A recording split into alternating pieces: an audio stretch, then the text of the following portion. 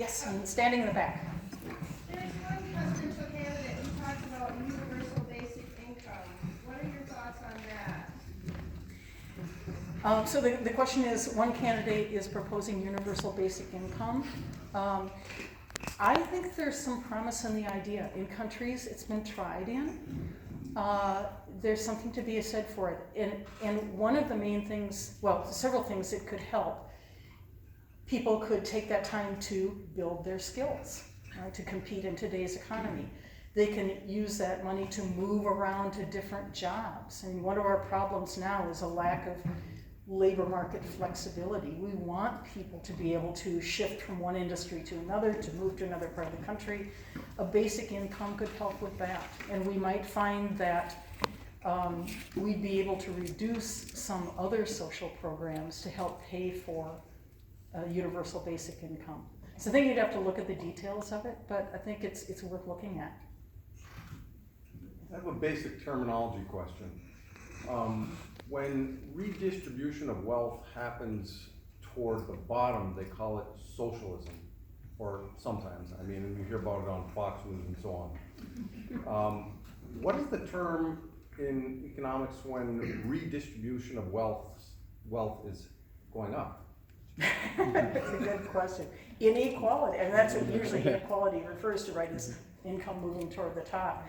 You know, I mean, traditionally, right, the definition of socialism is public ownership of the means and distribution of production, really. It's not really social programs, right, but it's being interpreted these days as meaning that. But there's no equivalent talking point word that we could grasp and use in this context?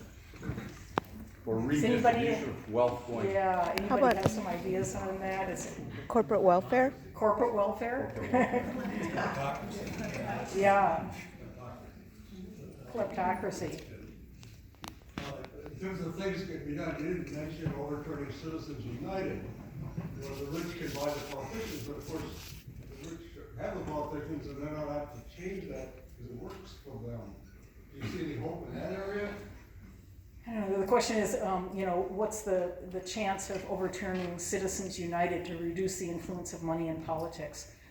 I don't know. I mean, you know, with the way the Supreme Court is going, it's, you know, a lot of, you know, frankly, a lot of these policy proposals, you kind of go, can we really achieve that? We can only achieve it maybe if the whole Congress is Democratic.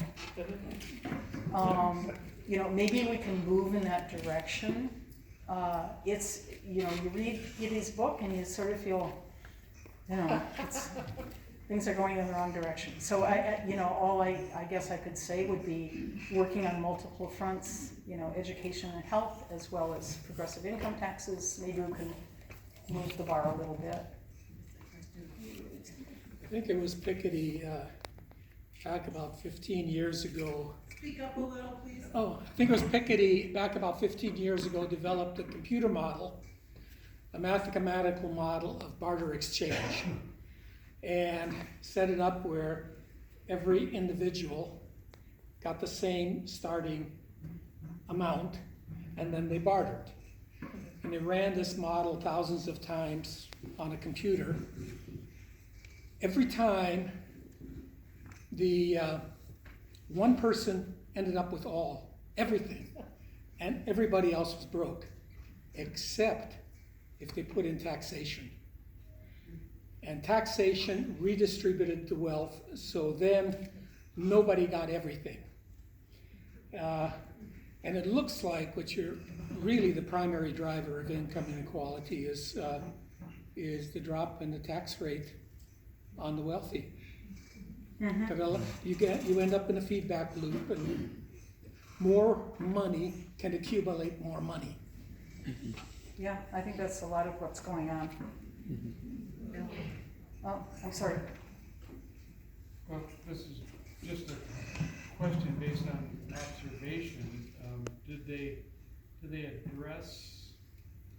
I guess I'm looking at that 50s, 60s, 70s time period and social change, and it seems that there was a period when labor and income and things in the earlier periods was generated based on production and production industries and resource extraction and those types of things. And it really, there was the beginning of large corporate marketing, which I connect to power to negotiate. So I mean, it took small business away, created large, big box stores, big, everything. And so it seems like there's a social shift towards wealth owning bigger corporations, and a lot of the employment being conducted by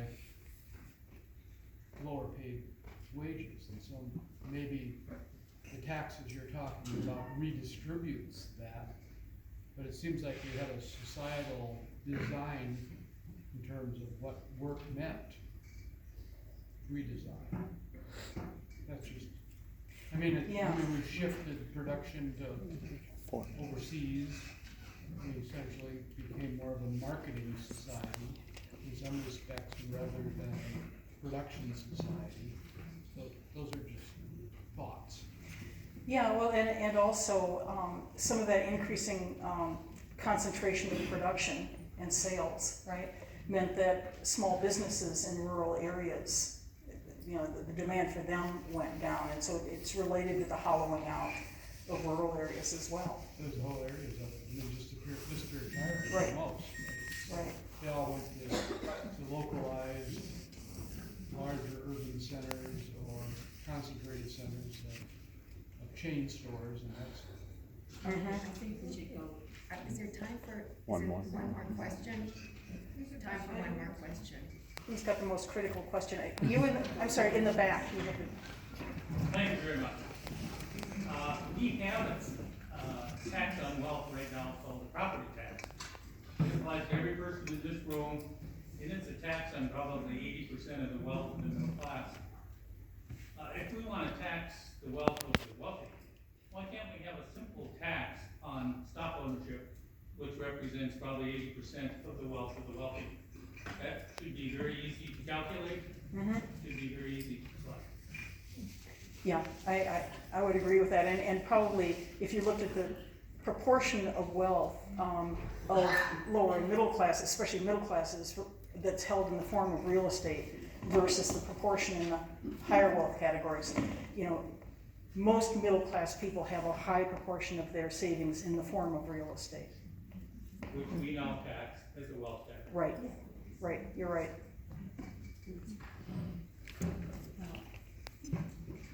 What's the time? That's it? Yeah. That's it. I'm sorry.